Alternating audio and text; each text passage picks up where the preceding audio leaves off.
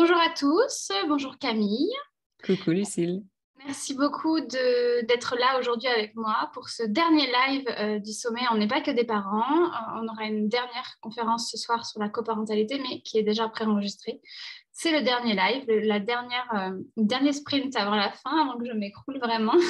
Courage. Et aujourd'hui, on parle du couple et on va faire un focus qui n'est pas anodin du tout, c'est la sexualité dans le couple et notamment la sexualité après bébé, puisque ça vient quand même beaucoup chambouler les aspects physiques et les aspects mentaux et plein d'autres choses, j'imagine, de la femme et de l'homme. Donc, tu es l'experte sur ce sujet. Donc, je vais te laisser la main pour te présenter et puis après, on va rentrer dans le vif du sujet. Super. Et bonjour tout le monde. Donc, je suis Camille Bataillon. Je suis maman, maman d'une petite fille de 9 mois, mais je suis aussi sexologue, clinicienne et thérapeute de couple. Donc, j'accompagne les personnes qui se posent des questions sur leur vie intime, sur leurs difficultés, sur des questions relationnelles aussi, comment ça se passe dans le couple, qu'est-ce qui se passe. Et il y a l'accent évidemment sur le postpartum, plutôt en périnatalité, donc avant même projet bébé, pendant projet bébé, pendant la grossesse et après bébé. Et c'est comme tu disais, des sujets qui sont précieux à aborder parce que je me rends compte que les personnes, une fois que ces couples sont informés, ont des informations, sont mieux outillés et surtout ont une vie intime un peu plus sereine aussi. La première question que je vais te poser, ça fait le lien avec ce qu'on a vu avec Pascal ce matin, où on disait qu'on a beau informer les parents, tant qu'on n'a pas les mains dedans, la tête dans les couches, comme il disait ce matin, on ne se rend pas vraiment compte de ce qui va nous attendre et du bouleversement. Est-ce que toi, tu l'observes? Et puis, comme tu es maman depuis pas si longtemps que ça, est-ce que ta vision d'avant maman en tant que voilà, accompagnante, sexologue, etc., a aussi évolué grâce à ce changement qui est en train de s'opérer, enfin qui s'est opéré et puis qui s'opère aussi parce que 9 mois, c'est quand même tout frais. Ouais, c'est super intéressant par rapport à ça. On me pose souvent la question aussi, ah tiens, parce que j'ai écrit mon livre avant d'être enceinte. Et du coup, les personnes me disent, bah tiens, maintenant que tu es de l'autre côté, est-ce que tu aurais écrit les mêmes choses? Et surprenamment, oui. Oui, j'aurais écrit les mêmes choses. J'aurais peut-être plus détaillé la partie douleur en postpartum, parce que ça, je sais que c'est très présent chez les femmes et je l'ai moi-même vécu en postpartum et je pense que j'aurais mis une plus grosse partie là-dessus avec plein de nuances et plein d'autres outils.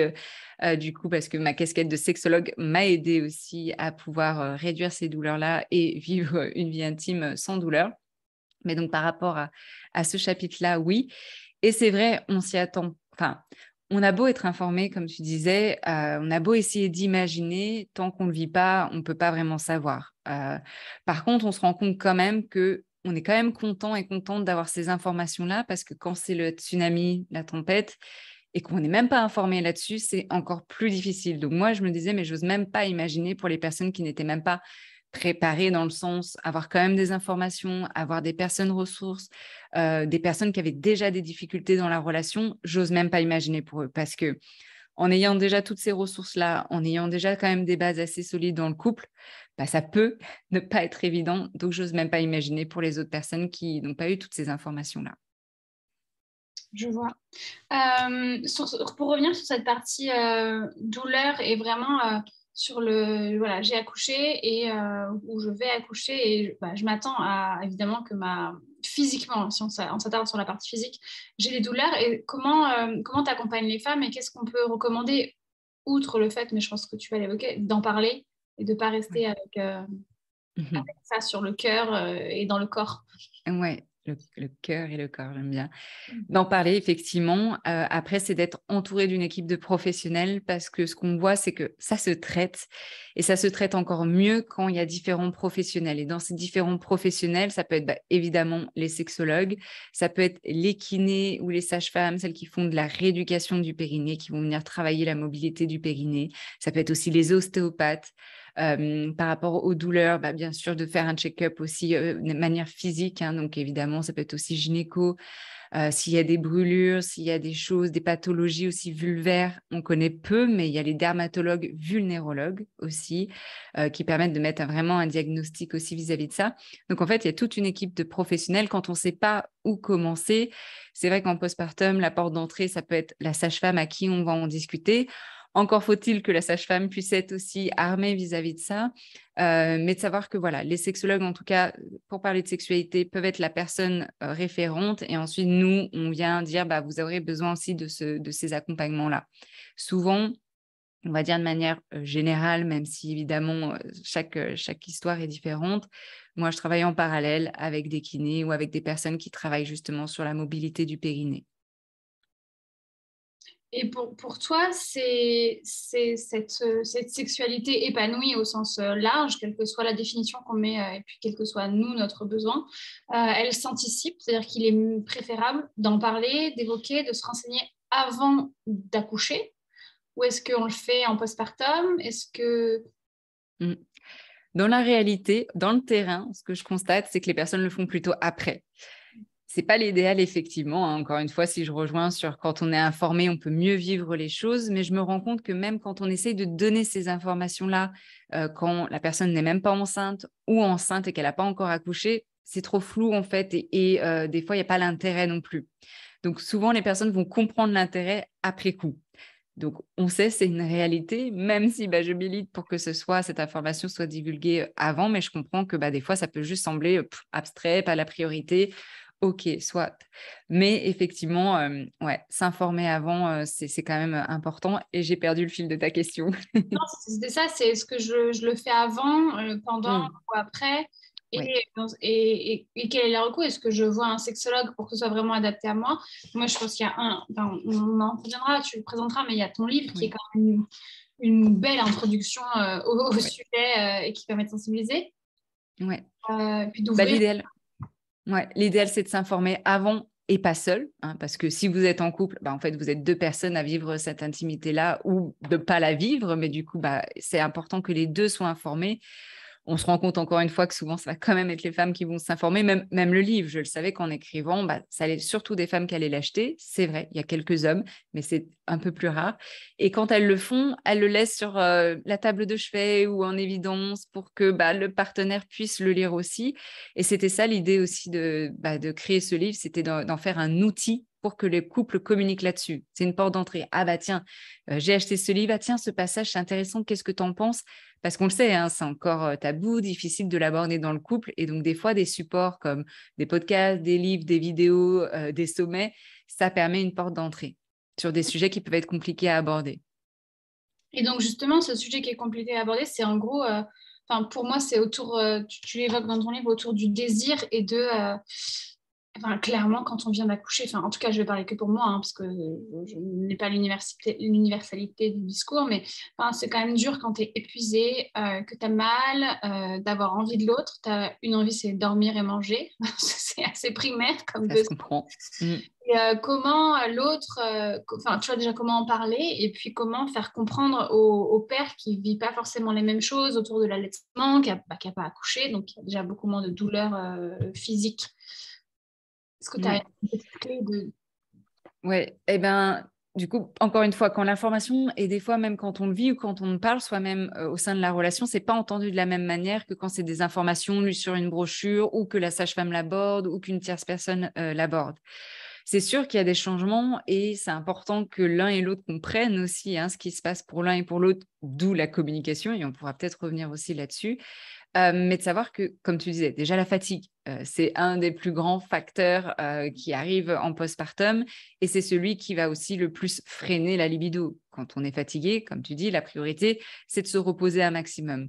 Mais il y a plein d'autres enjeux, en fait, sous cette fatigue. Il y a effectivement, on vient d'accoucher, mais il y a aussi comment est la répartition des tâches domestiques, parce que ça aussi, ça impacte du coup la fatigue.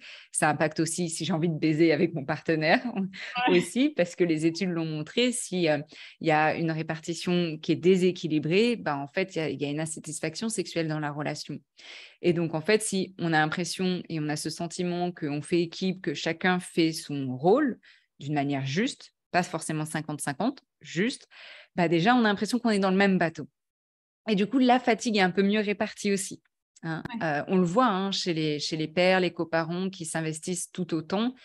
Ils ont aussi cette fatigue-là et du coup, leur libido peut aussi diminuer. Donc, en fait, ça peut aussi s'équilibrer. Mais ça, c'est aussi une des choses qui sont importantes de discuter en amont. Comment on va s'organiser vis-à-vis du postpartum? Comment on va faire en sorte, tiens, si je suis fatiguée, comment on peut mettre des choses en place pour que ça puisse être rééquilibré? Comment on peut faire en sorte de communiquer quand on a du ressentiment, de la frustration, parce qu'il n'y a pas ci, il n'y a pas ça. Et ça joue encore plus avec la fatigue. Les tensions arrivent beaucoup plus facilement parce qu'on n'a pas de patience.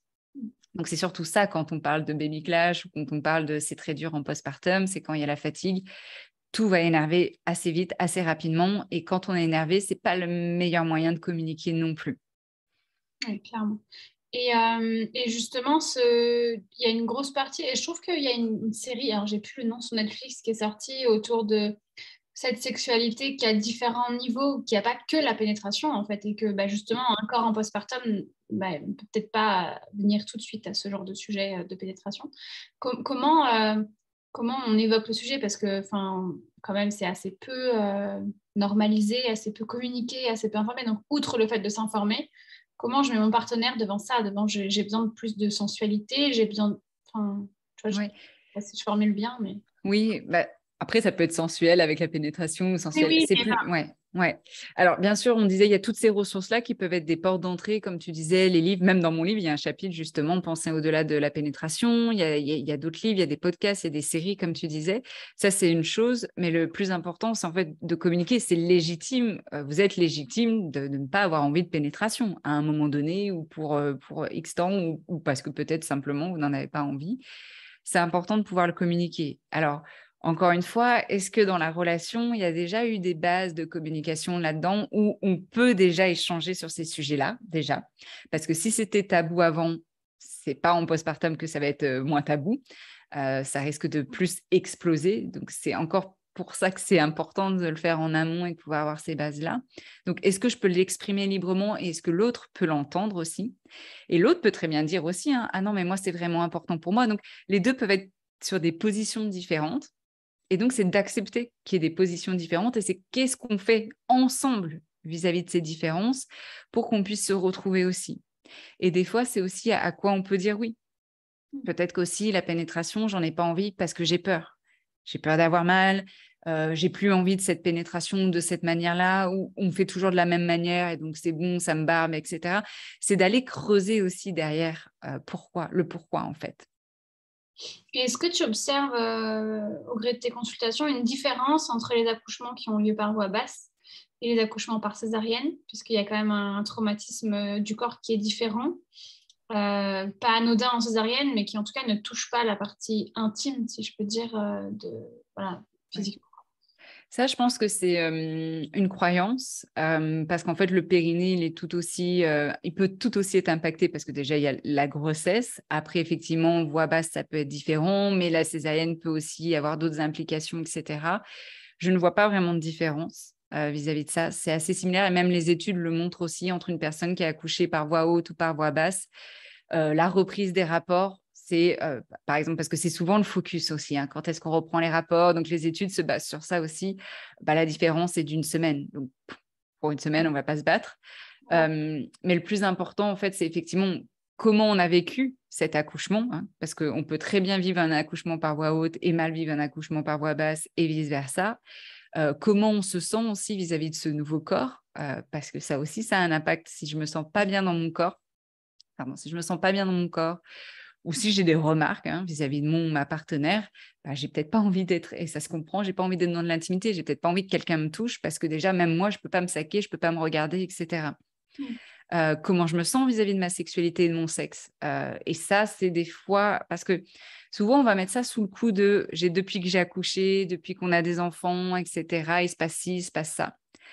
Quand je creuse, je me rends compte quand même qu'il y avait déjà des éléments précurseurs avant. Par exemple, en fait, peut-être je me sentais déjà pas à l'aise dans ma sexualité ou peut-être que déjà notre communication, elle n'était pas si efficace que ça et donc il y avait déjà des petites tensions, mais que en fait, le postpartum, il vient juste amplifier tout ça. il vient généralement pas déclencher quelque chose, je trouve qu'il vient juste amplifier quelque chose qui était déjà là. Ok. Et tu as parlé tout à l'heure de l'intérêt de s'entourer des sages-femmes, des gynécos, des sexologues, justement pour que ce soit en amont ou en aval, voilà, être entouré. Personnellement, ma sage-femme ne m'a pas parlé de sexualité de la reprise et je me dis, est-ce qu'il y a des sujets plus hauts que nous pour que ça bouge un peu et que les... Alors pas qu'elles prennent votre boulot, loin de là, mais que justement elles puissent nous vous orienter, vous dire quoi faire, vous dire qui aller voir, parce que clairement, enfin, j'ai vraiment pas le souvenir. Alors on m'a parlé de Ouais. contraception, ça très vite, mais Mhm. pas de sexualité, parce que mais qui dit contraception dit sexualité, enfin ça va un peu ensemble, Mais on mais n'en parle pas. ah, voilà. Ouais. Ouais, elles en parlent pas, ou même les gynécologues n'en parlent pas. Parlent juste de contraception parce que c'est ce qu'on leur a appris, c'est ce qu'il faut pour s'assurer, etc., qu'il n'y ait pas de grossesse non désirée, mais n'ont pas eu des formations là-dessus, en fait. Donc, ne se sentent pas forcément à l'aise, pas légitimes ou n'ont pas le temps. Et c'est vrai, en écrivant ce livre, j'ai toute une annexe aussi destinée aux professionnels de la santé. Et, surprenamment, c'est les sages-femmes qui se sont emparées du livre. Donc, elles sont en demande de ces ressources-là. Il faut qu'elles aussi elles soient au courant du métier de sexologue. Alors maintenant, quand même, de plus en plus. Mais vraiment, quand j'ai écrit ce livre ou quand je vais dans les conférences, je dis au minimum, vous donnez comme ressource, vous dites allez voir un ou une sexologue si vous avez des difficultés ou des questions vis-à-vis de votre vie intime. C'est le minimum qu'un gynécologue ou qu'une sage-femme puisse faire. Donc ça, évidemment, c'est un message qui peut mettre du temps à passer, mais c'est l'idée. Et c'est OK de ne pas être à l'aise, de ne pas en parler. C'est pas votre métier en soi, c'est pas votre spécialité. Par contre, au moins de référer, de dire, bah voilà, on a parlé de contraception. Bah, si jamais vous avez des questions sur votre vie intime ou si jamais voilà, vous rencontrez des difficultés, allez voir des sexologues, c'est les spécialistes et ça, c'est la porte d'entrée. Donc, je parlais de porte d'entrée comme sage-femme parce que bah, souvent, quand même, en postpartum, on va plus voir des sages-femmes que des sexologues, mais il faut qu'elles soient au courant, effectivement, qu'on existe et qu'elles sont légitimes à faire à référer, quoi. Mhm. Et est-ce qu'un sexologue, là, vraiment, une question de curiosité qui m'est venue pendant que tu parlais, c'est est-ce que tu interviens ou tu aimerais intervenir auprès de parents qui sont en conception en se disant que ça a un intérêt de travailler sur la sexualité, peut-être voilà, pour pas concevoir plus vite, mais pour être plus aligné sur comment on avance dans la conception du bébé?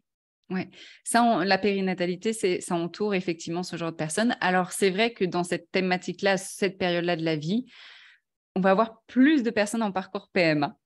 Parce que du coup, c'est peut-être plus flagrant, c'est peut-être, je ne sais pas, mais on va plus voir ça. Et quand on est en période de conception, pareil, encore une fois, on met de côté la vie intime, ou même s'il y a déjà des difficultés, on dit, allez, il y a le projet bébé qui est tellement là qu'on est focus sur ça, et donc on les voit plutôt après en postpartum. Mais encore une fois, effectivement, si par exemple, et on peut le voir des fois, et surtout quand il y a cette envie vraiment de bébé, qu'il y a une pression à avoir des rapports à tel moment, quand c'est la période fertile, etc., et que ça crée aussi des fois des dommages, c'est un petit peu gros, mais voilà, ça crée des fois des petites déconnexions dans le couple qui peuvent s'amplifier du coup en postpartum aussi. Les personnes qui vont venir, c'est peut-être des personnes qui, effectivement, là, vont se dire, bon, bah, ça fait un petit moment, peut-être qu'on veut essayer de voir comment, ou en fait, il y a aussi les personnes qui, on a envie d'un bébé, mais on baise plus. Donc, est-ce que vous pouvez nous aider? Parce qu'il y a ce projet bébé, mais même avec ce projet bébé, il n'y a pas le désir, il n'y a pas l'élan qui est là. Mm.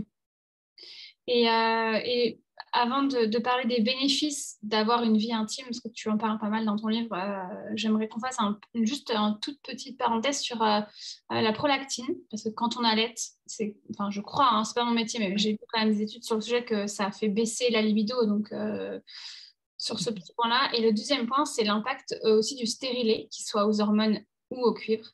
Oui. On lit de plus en plus que ça a un impact sur la libido. J'en porte un, donc je Mmh. suis assez intéressée par la réponse. Ok.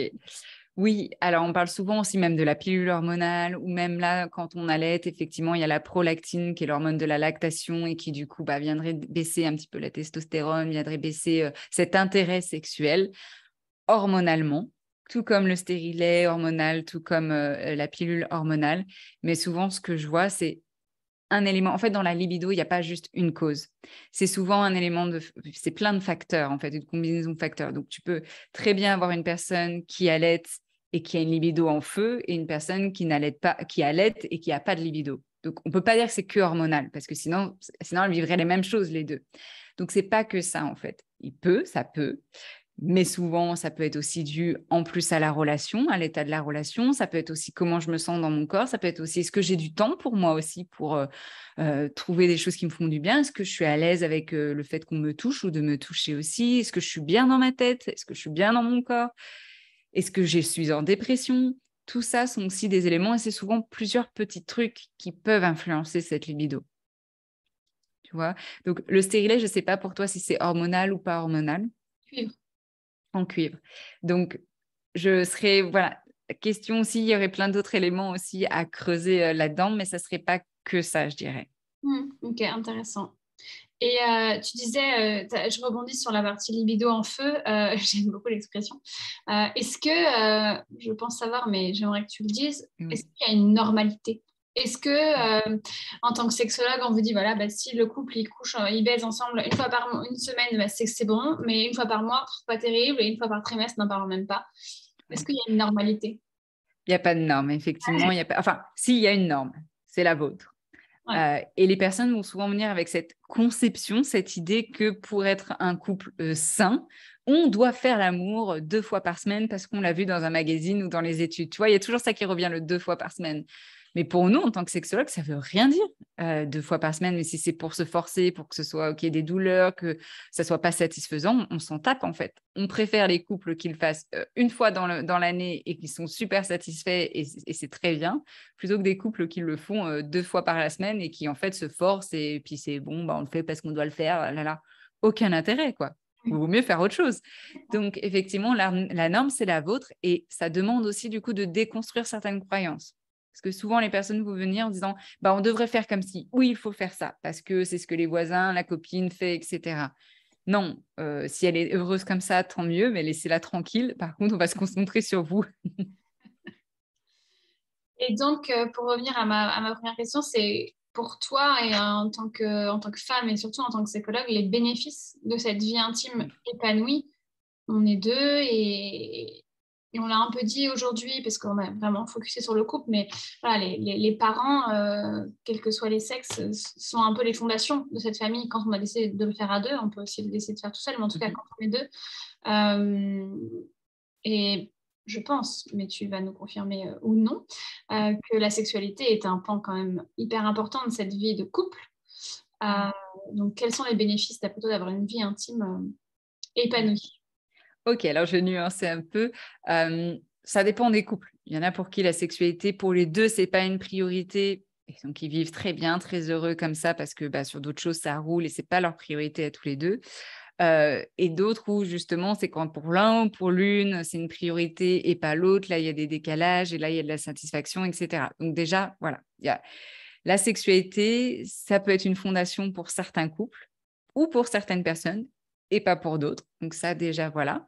Si c'est important pour ces personnes-là, effectivement, il y a des bénéfices aussi à avoir une vie sexuelle épanouie, parce que pas qu'une vie sexuelle, une vie sexuelle épanouie, évidemment, parce que quand on a du plaisir, bah, on vient sécréter plein de bonnes hormones, en fait. Déjà, il y a un shoot hormonal, hein, on parlait des hormones tout à l'heure, mais il y a la sérotonine, il y a l'ocytocine, on est baigné dans l'amour, ça vient aider aussi à être des fois peut-être d'une meilleure humeur, à réduire des fois certaines douleurs, à prendre un moment de connexion avec son corps, avec l'autre. Enfin, ça a des bénéfices aussi de se sentir connecté, hein, comme je disais, à son corps.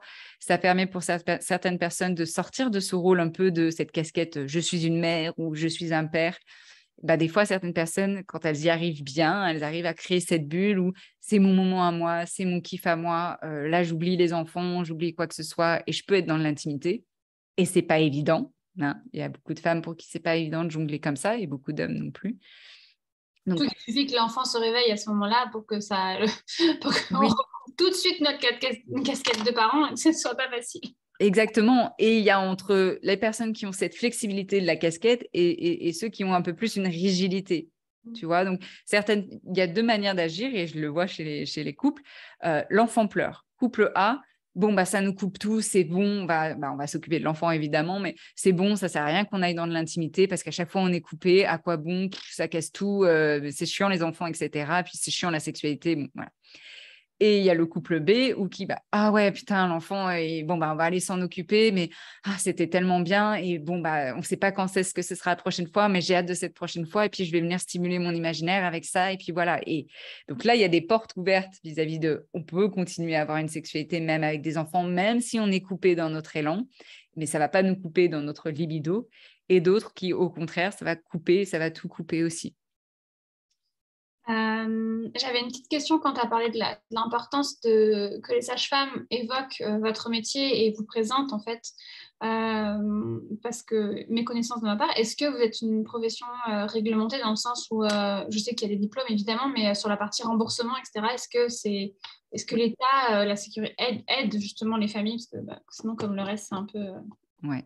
Non, malheureusement aussi, déjà, c'est pas un métier reconnu. Il y a des diplômes. En plus, n'importe qui, du coup, peut se dire sexologue ou sexothérapeute. Il y a des formations en sexo, mais ce n'est pas remboursé. Alors, en Belgique, il commence à avoir des assurances qui remboursent. En France, je pense que ça viendra, mais pas pour le moment. Donc oui, c'est quand même aussi une consultation de luxe, parce que pas tout le monde n'a ni la priorité, ni les moyens aussi de consulter. Donc ça, c'est effectivement un gros frein aussi et il faut en avoir conscience. Donc, quand on parle de ça, évidemment, voilà, il y a des limites, même si on peut trouver plein de ressources sur Internet de manière gratuite, mais ça ne remplace pas effectivement un accompagnement personnalisé. Ok. Et est-ce que c'est possible pour toi de nous partager un ou deux exemples de personnes qui sont venues te voir et et toi, qu'est-ce que tu apportes? Enfin, dans quel cadre ton intervention de sexologue voilà, Ouais. aide ses parents, ses patients? Ouais, un peu le cas, on va dire classique. Donc plutôt, une femme en couple hétérosexuel qui consulte, qui est atypique, baisse de libido ou pas de libido, après bébé, on va dire, depuis mes enfants, j'ai plus du tout de libido. Mon couple est en crise, mon partenaire, il a plus de patience ou il peut être compréhensif, mais bon, il y a quand même des limites et je sens que mon couple en souffre. Aidez-moi, qu'est-ce que je peux faire? Il faut que je retrouve une intimité, il faut que je retrouve une libido. Donc déjà, la première chose qui a décortiqué, c'est OK, vis-à-vis de cette demande, je comprends qu'il y a aussi la pression du couple et du partenaire, mais déjà, voilà, vous, qu'est-ce que vous avez envie? Si on peut enlever toute la pression de notre côté, de quoi vous avez envie vraiment? Ça, c'est déjà une première chose, de définir ça, parce que je ne vais pas aller à l'encontre en fait de ce qu'elle n'a pas envie. Ou si elle sent une pression, alors il y a peut-être aussi des choses à modifier vis-à-vis de ça. Par rapport à ce sujet-là aussi de la libido, dans tous les cas aussi, je dis, il y a des choses qu'on peut faire en individuel, mais en fait, il faudra avoir le couple parce que cette libido, en fait, même si vous dites c'est vous qui avez une baisse de libido et pas monsieur, il y a souvent des impacts. Encore une fois, c'est jamais juste un truc, puis souvent, on aime bien quand même pointer du doigt la personne qui a le moins de libido, mais Donc, c'est un système. Et souvent, quand on creuse, on se rend compte, oui, c'est vrai que quand il me fait ces remarques-là, c'est clair, ça ne me donne pas envie. Ou en fait, c'est vrai qu'au début, quand j'en avais envie, c'est parce que on faisait des choses qui nous faisaient rire ensemble. Il y mettait du sien, il s'habillait, il mettait du parfum, ou il faisait quelque chose qu'il ne fait plus non plus actuellement. Donc, il y a des choses aussi qui sont à travailler là-dessus. Je prends cet exemple, mais il y en a tellement d'autres. Donc ça, c'est important. Et souvent, il y a aussi, OK, il y a de la difficulté à se remettre en contact avec l'autre, cette rencontre avec l'autre est difficile. Mais est-ce que déjà cette rencontre avec vous-même, depuis que vous avez accouché, est-ce que vous prenez du temps? Est-ce que vous avez du temps? Alors, si je pose la question, est-ce que vous avez du temps? Tout le monde va me dire non. Donc, est-ce que vous prenez du temps pour aussi être en connexion, faire des choses qui vous nourrissent vous et en connexion corporelle aussi avec vous-même? Et souvent, ces femmes-là vont me dire, non, en fait. Soit, j'ai pas le temps parce que je suis tout le temps avec les enfants et j'ai pas de relais. Ou je pourrais avoir du temps, mais je me donne pas la permission de ce temps-là. Et en plus, être dans l'intimité avec moi-même, je sais pas faire ou je sais pas par où commencer ou je sais pas, j'en ai pas envie, je sais pas trop, c'est effrayant, etc. Donc ça aussi, souvent, les premières séances, c'est de venir travailler sur tous ces blocages vis-à-vis de ça. Parce que tant qu'on n'identifie pas les blocages, on ne sait pas vraiment du coup si cette libido, elle est comme ça et il faut l'accepter, ou est-ce qu'on peut venir la stimuler un petit peu. Mais donc, on va déjà faire ça les premières séances. Et puis ensuite, les autres séances, c'est aussi toute cette réappropriation de son corps, venir se connecter à son corps par le toucher. Et là, quand je dis toucher, ce n'est pas forcément masturbation, mais vraiment le toucher de l'ensemble du corps et en pleine conscience de quelle manière on se touche le corps aussi. Est-ce qu'on a de la douceur envers soi ou pas? Est-ce que, voilà, qu'est-ce qu'on se dit de soi aussi? Ouais, c'est hyper intéressant. Donc, il y a tous ces éléments-là, avec des fois en parallèle aussi la confiance en soi à travailler. Donc, il y a plein d'éléments, ouais. Passionnant. Il y a des personnes qui sont en live, donc profitez-en. Vous avez Camille Bataillon Yes. qui est là et qui peut répondre à vos questions, donc posez-les. Vous pouvez cocher la case anonyme, donc je ne saurais pas qui à parler. Donc, c'est vraiment pas noté, hein, c'est vraiment noté anonyme. Donc, posez vos questions et je les transmettrai à Camille. On a évoqué dans le sommet, je ne sais pas si tu as vu, mercredi, il y avait une conférence de Johanna Ramba autour de la sexualité, enfin de l'éducation sexuelle des enfants et intimement lié des abus sexuels. Quelle est ta position? C'est pas une question de position, c'est en quoi la sexualité, quand elle est... je sais pas comment tourner ma question. Je pense, sinon je peux même rebondir. J'ai vu en plus que tu avais partagé sur ton Instagram, mais ne pas en parler, ne pas parler d'éducation sexuelle, c'est dangereux. Ne pas parler d'éducation sexuelle, ça veut dire qu'on ne parle pas de consentement. Ça aussi, c'est dangereux. Et donc, parler d'éducation sexuelle, donc d'expliquer déjà, la base, c'est de parler de consentement. C'est important pour que déjà, en tant qu'individu, on sache que, OK, c'est mon corps, il m'appartient, et de savoir que il y a des limites aussi vis-à-vis de ce corps, il y a des choses qui ne doivent pas être dépassées. C'est important de l'intégrer en tant qu'enfant, alors, je ne dis pas pour ne pas être victime, ça, on ne le contrôle pas, mais pour ne pas le faire aussi à d'autres. Et on se rend compte même, parce que des fois, il y a cette croyance, si on parle d'éducation sexuelle aux ados, ça va les conduire à avoir plus de rapports sexuels, ça va les inciter. On se rend compte que ça ne les incite pas. Au contraire, ça les informe, ça permet de les sécuriser, ça leur permet de les mettre en sécurité vis-à-vis de ça. Mais ne pas en parler, c'est là où il peut y avoir des risques de comportement à risque, du coup de grossesse non désirée ou de sexualité, enfin de maladies sexuelles. J'ai les mots en anglais qui me viennent, mais de maladies sexuelles. Et donc, c'est dangereux de ne pas en parler. Donc, d'en parler, c'est primordial. Et normalement, dans le système français, il doit y avoir, et même dans le système belge, il doit donner des cours d'éducation sexuelle et aujourd'hui, ce n'est pas respecté. Ouais. Ouais, il y a Donc, un gros sujet. il y a un gros sujet et on sait qu'il ne faut pas faire l'autruche. On sait que malheureusement, ça arrive à beaucoup d'enfants, ça arrive à beaucoup de femmes, ça arrive à beaucoup de garçons aussi. Donc, il faut pouvoir vraiment arrêter de faire l'autruche pour que quand on en parle, enfin, on peut sortir la tête comme ça et voir ce qu'il y a à faire. Parce que si on n'en parle pas, on ne peut pas trouver de solution et les uns et les autres restent enfermés dans cette culpabilité, on reste enfermé dans ce sentiment de honte. Ça m'est arrivé, je ne comprends pas pourquoi, parce qu'il n'y a pas de mots. Si on n'en parle pas, on ne peut pas mettre de mots. Et donc, c'est très libérateur aussi qu'on donne cette information-là et qu'on puisse aussi écouter les personnes qui vivent ces situations-là aussi ou qui ont vécu ces situations-là et qu'on retrouve, nous, en consultation. Moi, je consulte que les adultes, mais je peux retrouver du coup beaucoup de situations comme ça où ça a été vécu dans l'enfance, dans l'adolescence, jeune adulte, des situations d'agression, de viol et ça peut avoir des répercussions aussi. Alors, j'ai une question anonyme. Pour info, quand vous cochez la case anonyme, je ne sais pas qui écrit, parce que c'est marqué vraiment anonyme, s'il vous plaît. Donc là, je ne sais pas qui écrit. Hein. Alors, je vais lire la question, comme ça, Camille, je ne vais pas faire de transgression sur ce qui a marqué. J'étais libertine avant le Covid. On fréquentait les spas libertins et cela pimentait notre couple, enfin mon couple, et stimulait ma libido. Mon époux est devenu un peu aussi et m'acceptait. Pendant le Covid, j'ai été enceinte et j'ai maintenant un petit de 20 mois que j'allaite toujours. Zéro libido depuis que je suis maman. Je ne souhaite plus retourner en club spa libertin car le Covid m'effraie encore et m'a renfermée sur moi-même. Comment relancer ma libido? C'est intéressant, super intéressant. Et on voit toute cette transition.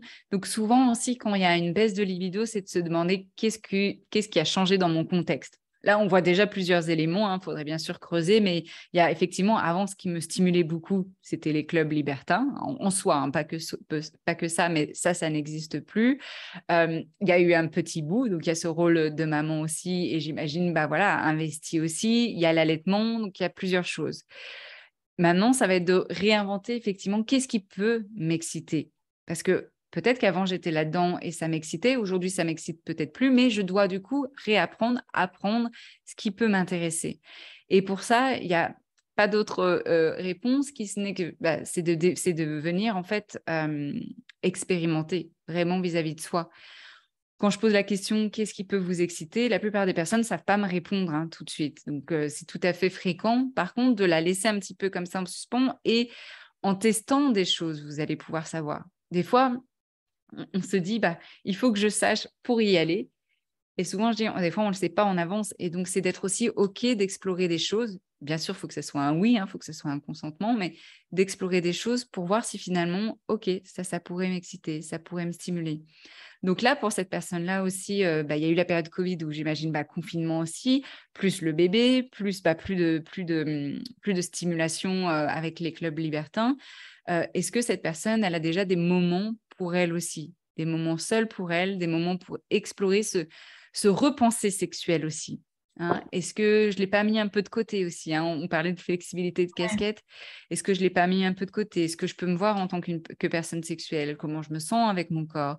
Est-ce que je peux encore être dans de l'exploration sexuelle si peut-être avant j'avais l'habitude de la masturbation? Est-ce qu'aujourd'hui je le fais encore ou pas?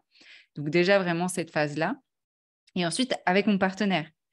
Qu'est-ce qui fait aussi dans cette dynamique, hein, et je l'ai vu chez beaucoup de couples aussi avec le confinement, où la dynamique a changé. Il y a beaucoup une sorte de fainéantise, hein, beaucoup de flemme, on ne va pas se le cacher. Et que du coup, des fois, quand il y a une coupure dans cette libido, que ce soit Covid, que ce soit arrêt des clubs libertins ou peu importe, ça va demander un certain effort pour se remettre dans l'élan. Mais donc, il faut quand même que dans cet élan-là, il y ait des choses qui nous donnent envie, parce que sinon, on ne va pas aller vers quelque chose où on se dit « Ah non, pas du tout ». Donc, aussi, quand on a des rapports intimes, est-ce que c'est satisfaisant ou pas? Et donc, là aussi, il y a des choses à travailler. Donc, tu vois, il y a vraiment plusieurs trucs à aller venir creuser, et des fois, il y a plein de choses qui sont interreliées aussi. Super, merci beaucoup pour ta réponse. Toi, tu consultes en Belgique? Moi, je consulte uniquement en ligne. Donc, d'ailleurs, j'ai plus de personnes en dehors de la Belgique qu'en Belgique, et je consulte aussi en anglais. Donc, c'est vraiment du coup international, mais bien sûr, c'est limité avec la time zone. Tu vois, j'ai des mots en anglais qui viennent, mais donc du coup, ça peut être des couples qui sont à New York, ça peut être des couples qui sont à Bali, en Australie, en Afrique du Nord, vraiment, et en Europe. Ok, super, merci beaucoup. Individu et couple. Ouais. Okay. Si vous avez d'autres questions, profitez-en. Moi, j'ai encore quelques questions pour Camille, mais après, je ne vais pas pouvoir la retenir. C'est toujours intéressant, et c'est vrai que c'est pas évident. Donc, merci à la personne qui a posé ces questions-là, et je serais intéressée de savoir, tiens, dans ces éléments-là, est-ce qu'il y a des choses qui ont résonné déjà? Et toi, si on refait un petit focus sur toi, pourquoi ce parcours? J'avoue, je me souviens, je l'ai lu il y a longtemps, ton livre. Est-ce que tu expliques qu'est-ce qui t'a amené vers ce métier qui est quand même peu connu, comme tu disais, peu démocratisé? Ouais, c'est en lisant plusieurs livres d'un sexologue quand j'avais 18 ans, 16-18 ans, et je me disais, tiens, ça a l'air cool quand même ce métier, où vraiment c'était une immersion dans son cabinet, donc il nous partageait ses cas cliniques, comme j'ai pu te dire, avec ces femmes que je reçois en consultation ou ces couples, et je me disais, mais waouh, ça a l'air quand même un point central, la sexualité dans le couple, hein, tu vois, avec cette pensée-là, et l'envie aussi de travailler avec des couples. Moi, je me disais plus tard, j'ai envie de travailler avec des couples. Je ne savais pas vraiment quelle allait être la profession, mais c'était travailler avec des couples. Et puis ensuite, j'ai été en psycho. Et puis ensuite, la vie a fait que ça m'a amenée aux États-Unis. Et là, vraiment, il y a eu plusieurs signes aussi où je me suis dit, c'est vraiment le moment de me dédier à ce rêve qui était d'être sexologue. Vraiment, c'est un rêve. Et du coup, j'ai fait des formations là-bas aux États-Unis en lien avec la sexualité. C'était vraiment les cours, c'était comme la série Netflix Sex Education. C'était vraiment ça, avant que Sex Education arrive. Et puis, je me suis dit, bon, je ne vais pas attendre d'avoir 40 ans pour être sexologue. Là, à ce moment-là, j'en avais 25. Et je me disais, allez, c'est le moment, je reviens en Europe et je vais essayer de trouver une formation pour être quand même certifiée sexologue. Et donc, c'est comme ça que j'ai atterri en Belgique. Et c'était vraiment ça. Du coup, ça regroupe effectivement cet intérêt pour la sexualité, parce que, oui, aussi, il y a cet intérêt pour la sexualité. Je suis quelqu'un d'assez curieuse dans plein de domaines de la vie, mais l'intimité aussi, la sexualité aussi. Je suis le genre de copine, et j'étais le genre de copine à informer, à dire, alors pour ton premier rapport, ça va être important que tu prennes la pilule, le préservatif. C'était un peu ces messages-là à mon époque. Et donc, ce genre de personnes. Et puis, bah, voilà, j'ai mis tout ça au service des personnes que j'accompagne.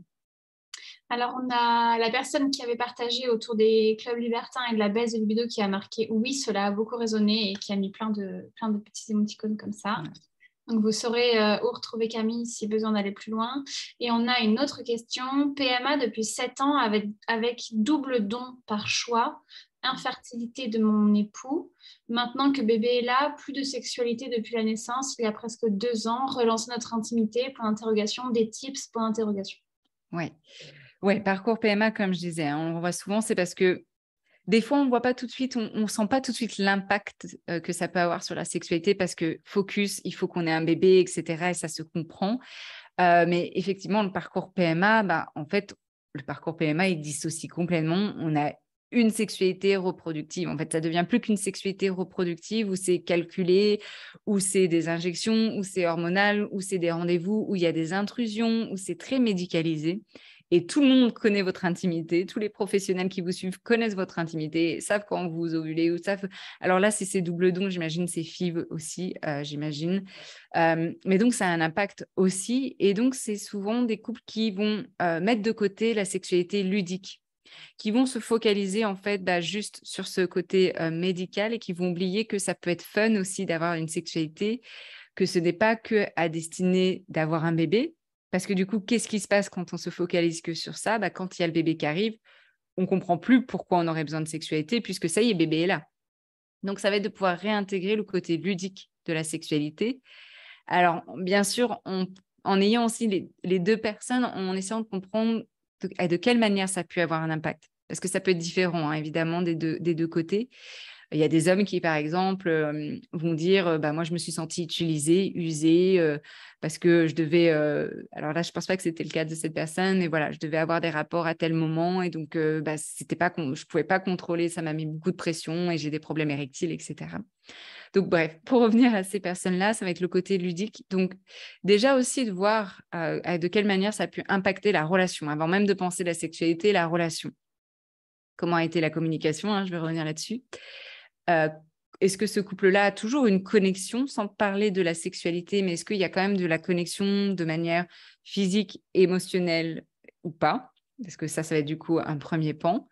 Et ensuite, OK, vis-à-vis de cette sexualité, qu'est-ce que vous voulez mettre dedans? Qu'est-ce qui peut vous intéresser? Et ça va être des fois de repenser complètement ce scénario sexuel. Peut-être c'était ce qu'on faisait avant, en fait, ça, c'est plus ce qui nous intéresse, donc de venir repenser ce scénario sexuel et de le repenser pour soi. Donc, quand je pose la question, qu'est-ce qui peut vous intéresser? Souvent, c'est un point d'interrogation, donc c'est tout un cheminement individuel, et pour les deux, du coup, et ensuite en couple, du coup. Maintenant qu'on sait un peu mieux individuellement ce qu'on veut, comment on fait en tant que couple pour faire face à nos envies, nos besoins, qui des fois peuvent être pareils, mais qui des fois peuvent être différents. C'est un vaste programme. Et puis pour rajouter un petit truc, un parcours PMA, je pense qu'il y a aussi, peut-être pas toujours, mais quand même très souvent, voilà, de la douleur, de la souffrance, de l'attente qui viennent faire que on va pas bien en fait. Et je pense que quand on va pas bien soi, là je sors vraiment la partie sexualité, on peut pas se Non, ça concentrer reprend. sur ça. Voilà, c'est vraiment Être bien dans sa tête, c'est un des facteurs. C'est si je suis pas bien dans ma tête et que je suis du coup pas bien dans mon corps, enfin, je peux pas être bien dans l'intimité. Donc tu as raison. C'est peut-être aussi des fois de voir déjà comment je me sens, comment est ma santé mentale. Et avant même de penser sexualité, c'est est-ce que je peux être suivie aussi, voir des psychologues si vraiment je sens que déjà niveau mental, ça va pas. Et je trouve que c'est très peu abordé dans les cours parcours. J'ai pas mal de femmes en parcours PMA qui, on vous a conseillé. Vous êtes accompagné? Oui, oui, j'ai des médecins. Non, je parle pas de ça. Je parle d'un psy, peut-être psychiatre, mais en tout cas d'un psy, d'un thérapeute qui est avec vous et qui vous. Parce que c'est quand même pas anodin d'avoir du mal à avoir un enfant, de passer par ces traitements, de passer par tous ces rendez-vous. C'est, comme dit, c'est quand même un gros parcours du combattant. Et donc, être accompagné de manière sur la partie psychologique, pour moi, c'est Primordial. primordial. Oui, voilà, je cherche le mot, c'est Primordial. primordial. Ouais.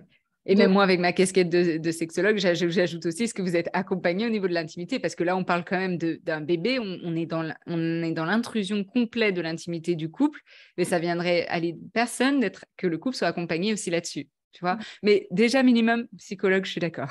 Ouais, Yeah. On a une autre question. 6 mois après la naissance de ma fille, je suis retombée enceinte, grossesse non désirée qui a conduit à un IVG. Depuis, baisse de libido plus. Comment faire pour que ça revienne? Ouais. Là, il y a plusieurs choses. C'est déjà comment cette personne a vécu son IVG aussi. Donc là, pareil, encore une fois, niveau psychologique, comment ça a été vécu? Est-ce qu'il y a besoin d'un accompagnement là-dessus? Et deuxième champ à investiguer, il y a aussi souvent dans ces éléments-là, c'est la peur de retomber enceinte. La peur, même des fois, en se disant, bah ok, alors essayons de voir une contraception. Mais même les personnes qui, des fois, sont sous contraception ont quand même cette peur-là. Donc, quand vous avez peur, la peur, ça freine la libido. Donc, souvent, le premier champ d'action, c'est aussi de venir voir qu'est-ce qui freine, quels sont les freins vis-à-vis de ça. Parce que des fois, on se focalise trop sur allez, il faut aller repimenter. Qu'est-ce que je peux faire pour repimenter ma libido, remettre quelque chose voilà, qui réveille tout ça. Avant même de penser qu'est-ce qui peut réveiller ou pimenter, allons voir déjà tout ce qui bloque, en fait. Tout ce qui fait peur, tout ce qui freine.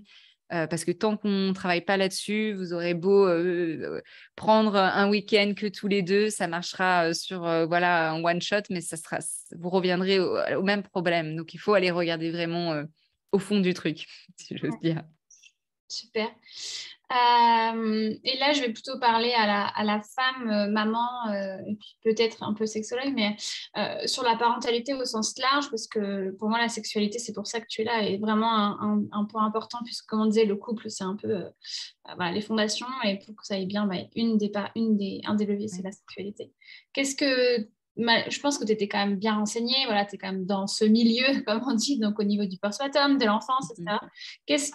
Qu'est-ce que tu aurais aimé savoir? Qu'est-ce que tu as lu et que tu n'avais pas vu, bien que ta fille a 9 mois, enfin ta fille, je ne sais même pas si c'est une Oui, si, je l'ai dit au début, ouais, c'est une fille. j'avais un doute. Ta fille a 9 mois et qu'elle ne se jette pas encore par terre parce que tu lui as dit non. C'est Donc, vrai. tu es encore dans la partie facile, fatigante, mais facile. Ouais, alors qu'on pense que c'est le plus difficile au début, hein, mais même là, je trouve que c'est plus difficile à 9 mois que quand c'était un nouveau-né. Donc, les choses que j'aurais aimées, tu vois, je m'étais préparée parce que je m'étais préparée vraiment au postpartum et je m'étais préparée à en baver plus. Alors, peut-être que je vais en baver après, hein, tu me diras, mais finalement, ça a été plus doux que ce que j'imaginais. Pourquoi? Peut-être parce que j'ai eu ces informations-là pour mieux me préparer. Aussi, on l'oublie aussi, même si on essaye des fois de plus en plus de le dire, mais le congé coparent, congé PAT a vraiment aidé. Moi, vraiment, il a même pris 3 mois et encore, tu vois, là, il est avec ma fille pendant que je fais cette conférence. Donc, l'investissement aussi du coparent, ça aide beaucoup là-dessus. Et ça, je suis contente d'avoir eu ces informations avant pour savoir que c'était important pour moi et pour que ça soit mis en place. J'étais contente de savoir que les douleurs, ça peut arriver. Que ça se traite. De savoir ça, d'avoir ça en tête, ça m'a aidée dans ces moments où j'ai vécu des douleurs et je me disais, c'est tellement douloureux, mais je ne sais même pas comment je vais faire, en fait. Ça tétanise et je comprends encore plus et encore mieux mes patientes. Mais ça m'a aidée de me dire, je sais qu'il y a des solutions, je le sais, parce que je suis là-dedans. Dans mon corps, je me dis, oula, ok. Et en fait, ça m'a aidée, évidemment, puisque ça s'est solutionné. Qu'est-ce que j'aurais aimé? En soi, de dire que finalement, pareil, en fait, la norme, hein, on revient sur la norme et de savoir qu'en fait, d'écouter son instinct. Alors, pareil, ça, je le savais, mais ça a encore fait plus sens après en parentalité. Et je pense que ça, c'est important de le dire et de le redire que, en fait, les parents ont la réponse au fond d'eux, quoi. Et j'ai l'impression que plus on se fait confiance, moi, j'ai l'impression que c'était ça. Plus j'essayais de faire confiance à Google et plus j'avais de l'anxiété. Plus, par contre, j'essayais de m'écouter et plus j'avais les meilleures réponses, en fait, pour mon enfant. Donc, de vous écouter, Mais quoi, par vraiment. contre, je suis d'accord avec ça, avec un bémol près, c'est que souvent, si on ne sait pas s'écouter vraiment, vraiment au plus profond de nous, on écoute les dictats Les de peurs. la société, de la belle-mère, de tante Ginette qui vous dit laisse-le pleurer, ça lui fera les poumons. Et au final, notre petit cœur de maman ne dirait sûrement pas ça. Mm-hmm. Donc, des fois, je trouve que savoir être un peu informé, tu vois, sur les impacts pour citer que ça, le time-out, les violences éducatives, etc., bah, quand tu sais pas, tu peux facilement penser que ce que les autres pensent, bah, c'est ce que toi, tu as au fond. Oui, oui, il y a une différence. Ouais, hein. Alors après, c'est toujours mais une différence, j'ai l'impression, entre information, bien sûr qu'il faut qu'elle s'informe, et les conseils. Mais en même temps, c'est vrai qu'il y a la ligne un petit peu entre les informations et les conseils, elle est un peu. Mais c'est sûr que ça part quand même d'une confiance en soi. On revient à ça, mais en fait, on peut s'écouter soi si on a confiance en soi, car quand on a confiance en soi, les parasites, autre part, on arrive à en faire, voilà, on arrive à les mettre de côté aussi. Toi, je repense à une maman que j'avais accompagnée je l'avais accompagnée globalement, voilà, sur préparer son postpartum, etc. Et on avait parlé de l'allaitement et je ne suis pas conseillère en lactation du tout, je ne suis pas formée et je l'avais pas conseillée, mais je lui avais donné des infos de lecture, de petits trucs à acheter, etc. Et puis surtout, le truc de, en fait, tu peux y arriver si tu as envie d'allaiter, enfin, c'était son souhait, donc, donc tu peux y arriver, enfin, ton corps, il est fait pour ça, on est un mammifère, donc tu peux c'est pas naturel, c'est pas facile, ok, mais tu peux y arriver. Et elle m'a dit clairement que si elle n'avait pas eu ces mots qui avaient résonné à la mater face à une mater qui n'était pas du tout formée à l'allaitement, bah, elle aurait arrêté alors qu'elle a réussi à allaiter 1 an. Donc je trouve que quand tu dis booster un peu la confiance et l'intuition, c'est pour ça que ce sommet existe. Oui. Et beaucoup d'autres choses, mais en tout cas c'est pour ça. Donc voilà. Bah, merci en tout cas pour ton partage. Merci. Camille a écrit Réinventer sa vie intime après bébé. Je ne veux pas le montrer parce qu'en fait, ça va être à l'envers. Ça va être. Oui. Ah, je le vois à l'endroit. Non, je le vois, moi, à l'endroit. Je sais pas pourquoi. Ouais. Donc, Réinventer sa vie intime après bébé, un guide pratique et bienveillant pensé par une sexologue engagée. Vraiment à lire, même si vous avez déjà accouché depuis un moment. Je trouve que c'est plein de bon sens et de bonnes pratiques dont on a besoin. Merci. Merci beaucoup. Merci beaucoup Camille pour toutes tes réponses, pour ton temps. Il y a des petites mains comme ça pour nous deux, c'est marqué. Merci pour vos retours, en tout cas, ça fait plaisir. Bah, merci beaucoup Camille, à très bientôt. Et puis voilà, c'était la dernière de ce sommet. Vous retrouvez tout sur Podia et vous avez la conf sur la coparentalité, donc sur les parents qui sont déjà séparés. Enfin, donc, voilà, c'est déjà, ou en cours en tout cas, qui est en replay. Et à très bientôt. Merci beaucoup. Au revoir Camille. Salut.